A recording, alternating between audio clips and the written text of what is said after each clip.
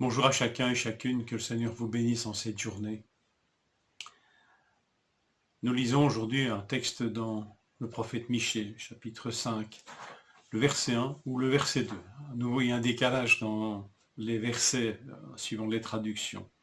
Mais c'est ce verset qui commence par « Et toi, Bethléem Ephrata, bien que tu sois petite entre les milliers de Juda, de toi sortira pour moi celui qui doit dominer en Israël, et duquel les origines ont été d'ancienneté dès les jours d'éternité. »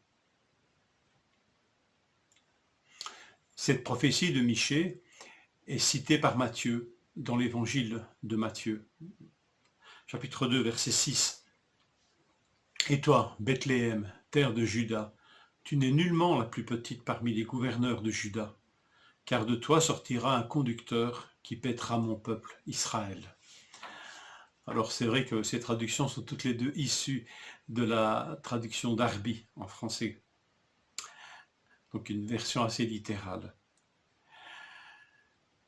Ici, Bethléem, d'après les dires du prophète, d'après la parole du prophète Michée, est la plus petite, la moindre des villes de Juda.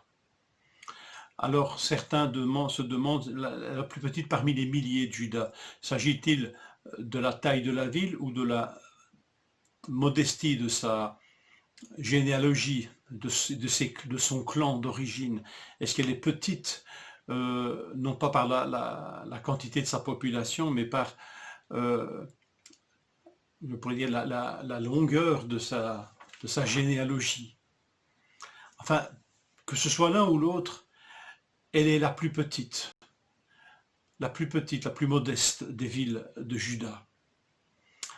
Et d'après l'évangéliste, d'après Matthieu, voilà qu'il est dit d'elle, tu n'es nullement la plus petite. Qu'est-ce qui s'est donc passé entre la parole du prophète Michée qui est un contemporain d'Ésaïe, et cette déclaration de Matthieu dans l'évangile?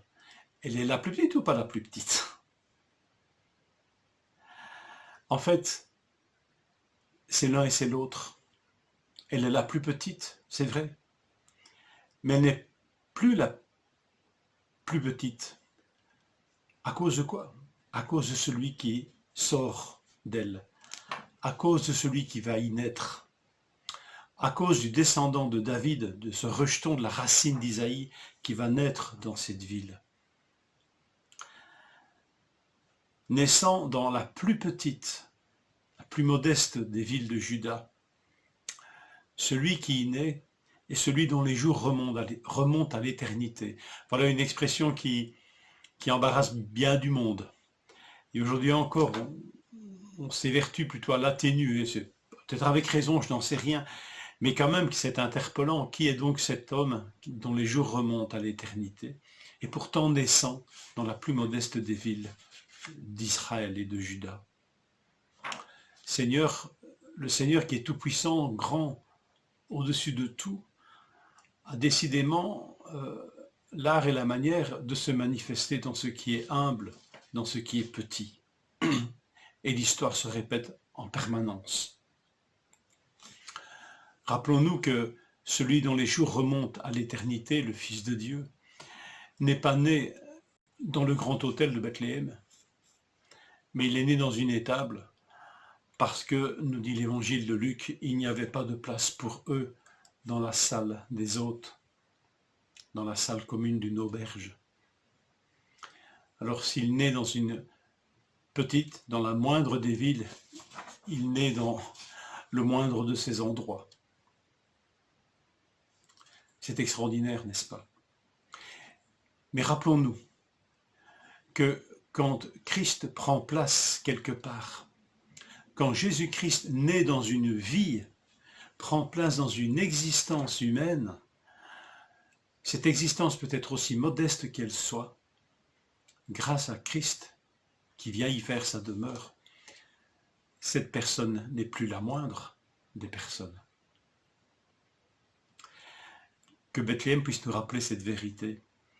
C'est celle que Paul rappelle aux Corinthiens, Et je termine par cette lecture. 1 Corinthiens 1, verset 26. Considérez dans votre situation, frères, qui êtes-vous, vous que Dieu a appelé à lui?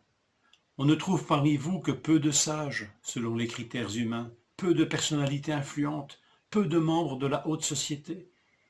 Non, Dieu a choisi ce que le monde considère comme une folie pour confondre les sages. Et il a choisi ce qui est faible pour couvrir de honte les puissants.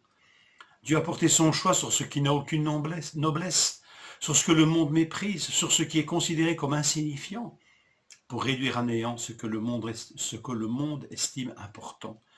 Ainsi, aucune créature ne pourra se vanter devant Dieu. Par lui, vous êtes unis au Christ, qui est devenu pour nous cette sagesse qui vient de Dieu. En Christ, en effet, se trouve pour nous l'acquittement, la purification et la libération du péché.